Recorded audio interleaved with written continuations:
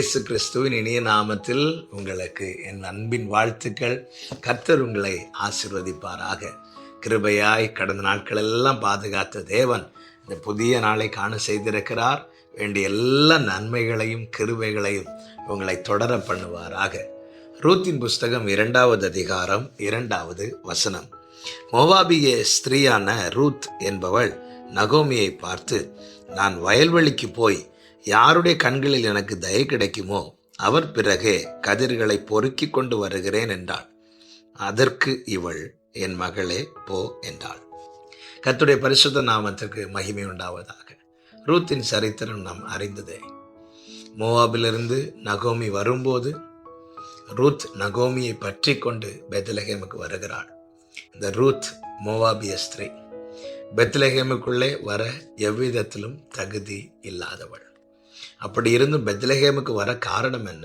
நகோமியின் மருமகளானதினாலே, நகோமியோடு அந்த உறவு இருந்ததினாலே, மருமகள் மாமியார் என்ற அந்த உறவு இருந்ததினால இந்த உறவின் அடிப்படையில் பெத்லெகேமுக்குள்ளே வருகிறாள். இப்பொழுது பெத்லெகேமில் இருக்கிற ஒரு வயல்வெளிக்கு போக வேண்டும். ரூத் சொல்லுகிறாள், யாருடைய கண்களில் எனக்கு தயை கிடைக்குதோ அவர்களுக்கு பிறகே போய் நான் கதிர்களை பொறுக்கி கொண்டு வருகிறேன் என்று. அப்போ ரூத்துக்கு ஒரு காரியம் தெளிவாய் தெரிகிறது. தயவு இல்லாம ஒருவருடைய கண்களிலே எனக்கு தயை கிடைக்காமல் என்னால் பெத்லெகேமில் இருக்கிற எந்த ஒரு வயல்வெளிக்கும் போக முடியாது. காரணம், நான் மோவாபிய ஸ்திரீ. 10ஆம் தலைமுறையானாலும் சாபம் மாறாத சந்ததியில் உள்ளவள். அப்படிப்பட்ட எனக்கு ஒரு வயல்வெளியில இடம் கிடைக்குமானால் அது அந்த ஓனருடைய கண்களில் தயவு கிடைத்தால் மட்டும்தான் ஆகும். எனவே அவள் என்ன செய்கிறாள்? அவள் சொல்லிவிட்டு புறப்படுகிறாள்.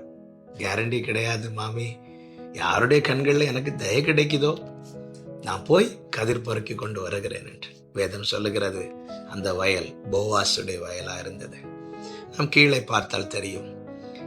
போவாஸ் ரூத்தை விசாரிக்கிறார். ரூத்துக்கு வேண்டியதெல்லாம் செய்கிறார். அப்பொழுது ரூத் எதை பார்க்கிறாள் தெரியுமா? போவாசுடைய கண்களை பார்க்கிறாள். போவாசுடைய கண்களை பார்த்து சொல்லுகிறாள், எதனால் எனக்கு இந்த தயை கிடைத்தது? இந்த நாளில் எனக்கு கேட்கிற அன்பு சகோதரா சகோதரி, உங்கள் ஒவ்வொருவருக்கும் நினைப்பூட்ட விரும்புகிற வார்த்தை இதுதான். நாமும் அப்படித்தானே. நாம் இஸ்ரவேலர் அல்லவே. நாம் எந்த கோத்திரத்தில் வந்தவர்கள்? ஒன்றும் அல்லவே. அந்நியரும் புறஜாதியாரும் தேவனற்றவர்களும் நம்பிக்கையற்றவர்களும் பாளையத்துக்கு புறம்பானவர்களுமாயிருந்தோம்.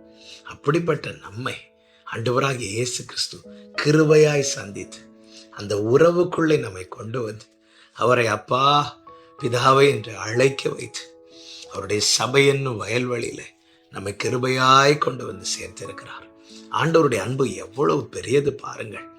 அதனாலதான் தாவீது சொல்லுகிறார், நானோ உம்முடைய மிகுந்த கிருபையினா உம்முடைய ஆலயத்துக்குள் பிரவேசித்து என்று சொல்லுகிறார்.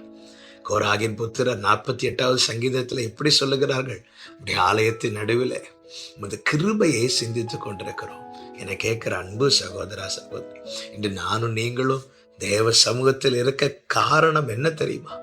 அவருடைய கண்களிலே கிடைத்த கிருபை. இதை மறந்து விடவே கூடாது. இதை அலட்சியம் பண்ணவே கூடாது. எத்தனையோ பேருக்கு கிடைக்காத இந்த நல்ல பாக்கியம், எதற்கும் உதவாத எனக்கும் உங்களுக்கும் தேவன் தந்திருக்கிறார். வேதம் என்ன சொல்லி எச்சரிக்கிறது தெரியுமா?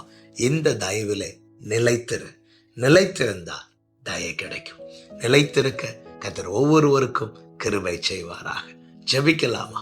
எங்கள் நல்ல தகப்பனே, உங்க தயவு பெரியதப்பா.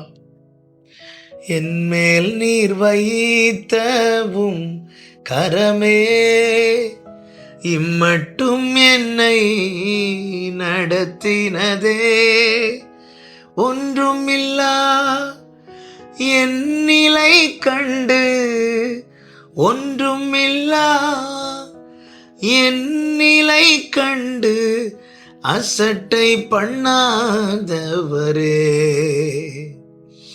அன்பால் எல்லாம் தந்தீரே, தயவால் பெற்றேன் தகப்பனே நன்றி, தயவால் பெற்றேன் தகப்பனே நன்றி. எங்கள் நல்ல தகப்பனே, உங்க தயவு இல்லைன்னா நாங்க இல்லப்பா.